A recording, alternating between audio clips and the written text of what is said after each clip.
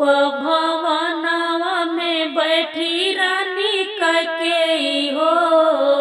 कोप भवनवा में बैठी रानी कैकेयी हो। राजा दशरथ जी चले हैं मनाने, हाँ सीताराम से भजो। अरे राजा दशरथ जी चले हैं मनाने, हाँ सीताराम से भजो। जवन मांगनवा मंगबो रानी तू कैकेयी हो। जवन मांगनवा मंगबो रानी तू कैकेयी हो।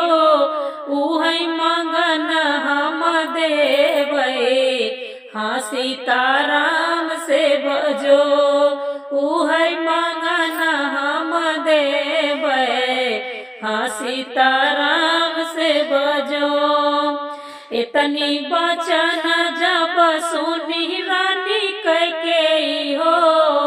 इतनी बचन जब सुनी रानी कैकेयी हो।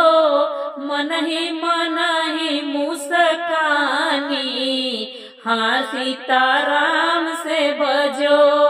अरे मन ही मुस्कानी, हाँ सीताराम से भजो।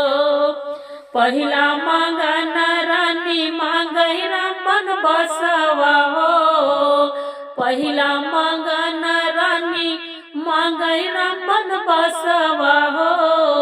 दूसरा भरत राज सिंहासन, हाँ सीताराम से भजो। अरे दूसरा मांगई भरत सिंहासन, हाँ सीताराम से भजो। इतनी बचन जब सुनहि राजा दशरथ हो।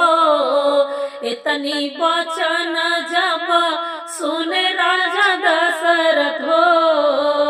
धरती पे गिरे मुरझाई, हाँ सीताराम से भजो।